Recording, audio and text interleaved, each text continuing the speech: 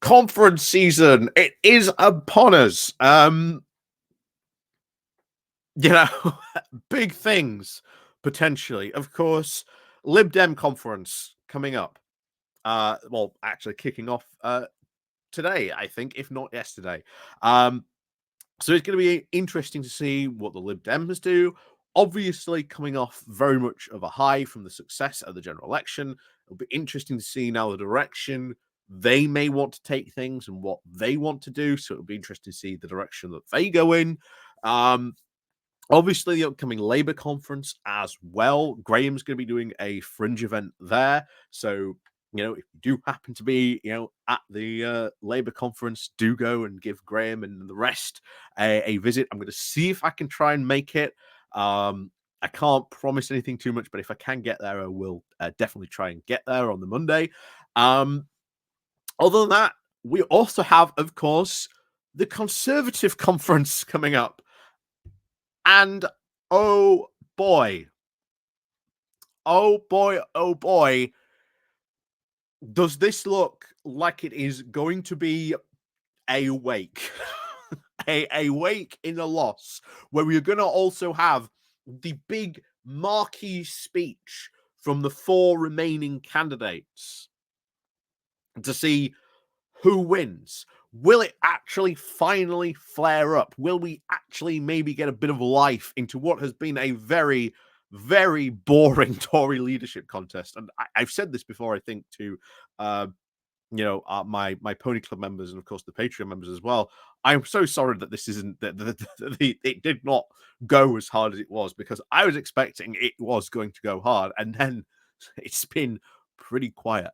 But I'll tell you what, as we've seen in the past, this peace in the Conservative Party doesn't last long. So we'll see how long this peace does end up lasting. But even when they do get to the final 2, I'm expecting maybe something to kick off, because I'll tell you what, best way to defeat Robert Jerrick, suddenly start to bring up all those scandals that he's been involved with.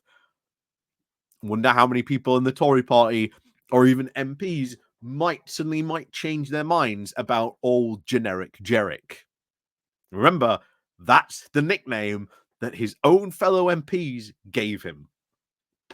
How on earth he is leading this contest, I do not know, but there you go.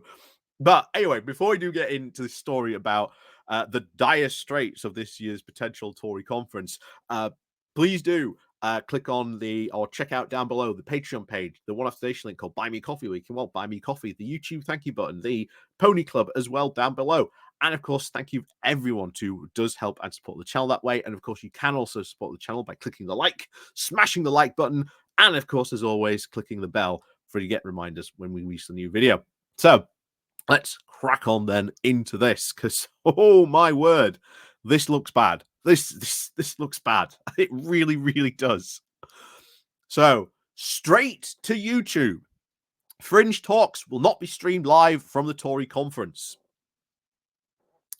That also means, bear in mind, potentially a lot of content, a lot of content possibly coming up. Depending how crazy some of these Fringe Talks be. Oh, and trust me, there will be, I should expect a few crazy Fringe Talks. There always are at these conferences. So it would not surprise me if we do get one from the Tories somewhere. But let's see what they have to say about what's going on here. So, the experience of losing power is a brutal business. The ministerial cars disappear. The armies of advisors disappear. The utterances of the newly formed ministers now cease to dominate the airwaves.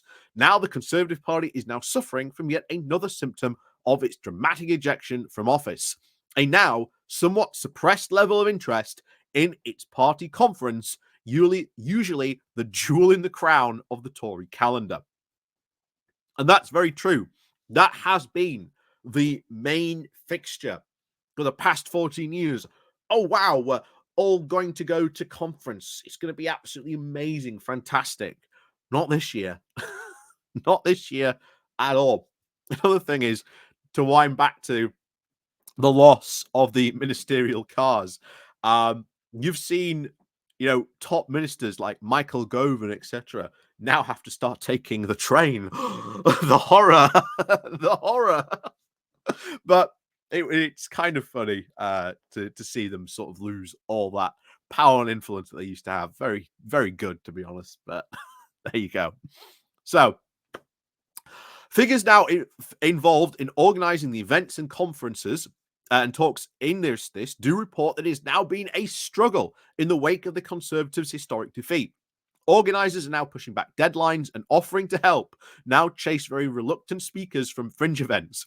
A close source to the party has told The Observer. Oh dear. Does not look like that is going to go well. Having been involved in a couple of conferences in the past, sometimes that happens where maybe you get a speaker who maybe drops out the last minute and you have to sort of quickly run around and find a replacement, or you have to bump someone up to a bigger sort of speaking slot or something like that because, again, someone's dropped out or whatever. Maybe you're sort of trying to sort of fill a slot somewhere else. So I get it. But for the entire conference to be like that, I've never seen that. I've never experienced that. So it must be hell to try and organize this, especially this year. So, unlike last year, the Conservatives are now no longer offering their own dedicated streaming platform for those who wish to watch the Fringe events live, which some regard as a sign of a lack of interest. Yeah. Oh, it's an extreme lack of interest. Previously, those now interested in viewing such events had to obtain a pass. This year, the Fringe will now be less exclusive, with more talks simply going straight to YouTube.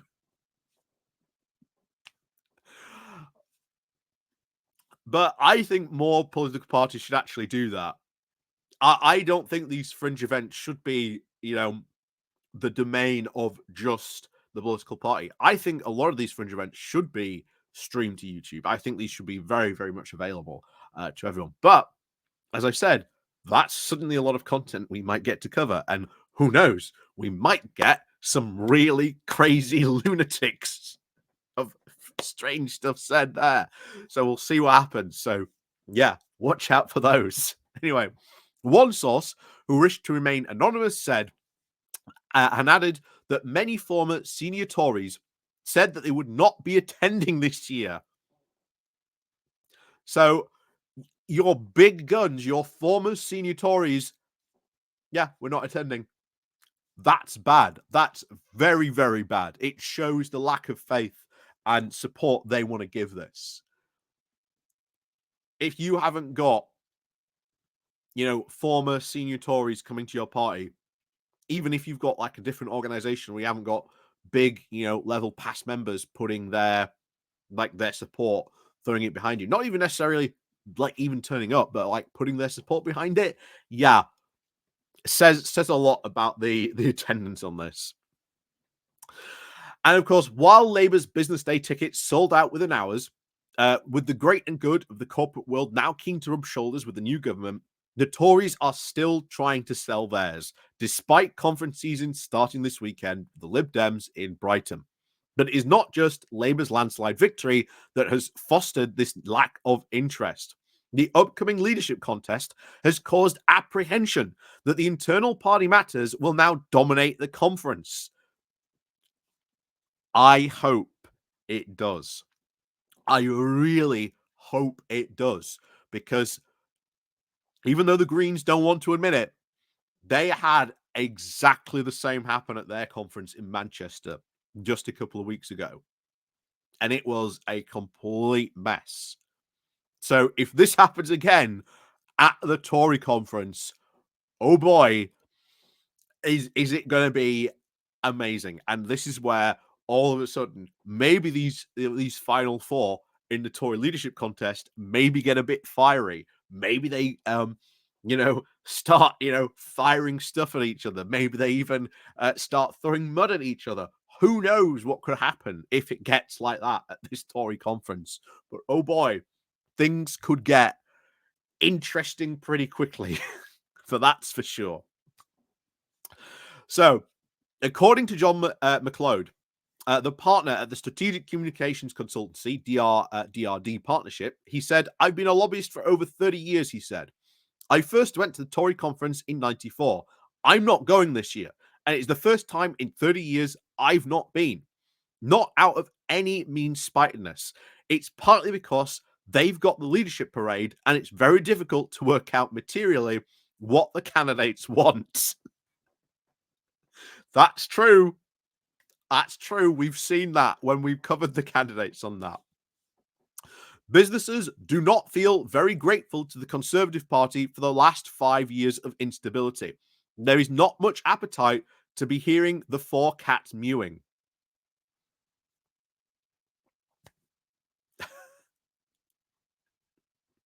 That is very, very true. Yeah, it is not to be doom and gloom. Throughout the conference, there will be, of course, more member orientated than previous years. William Wallace, partner at the global advisory firm at DGA, also said there is still at least a number of companies interested in the new intake of Conservative MPs. Interest is down, but not totally abandoned. A lot of people are just coming up for a day, whereas before they would have gone for the whole couple of days. The party spokesman said they've received a very high numbers of membership registrations, as well as significant demand for other tickets and partnership opportunities. Again, we don't know what those membership registrations are up for because they keep the numbers of the Conservative Party very tightly hush hush about how many numbers there actually are. So that's the big thing that's going to take place at the conference. It is going to be these big four, you know, generic Jerick, James not so cleverly, Kimmy bad enough Badnock, and of course Tom Tugendhat. I haven't made up a name for Tom Tugendhat yet. um, but yeah, this could be interesting. This Tory conference, I'm hoping, fingers crossed, for creating content for you guys could be interesting. I hope it does become very interesting because it does have potentially a lot of interest going on in there. So we'll see what happens. We'll see what happens on that front. But I'm hoping it gets really, really messy. I am hoping it gets really, really messy. That's for sure. So, as always, thank you very much for watching. And of course, as always, we'll see you all next time.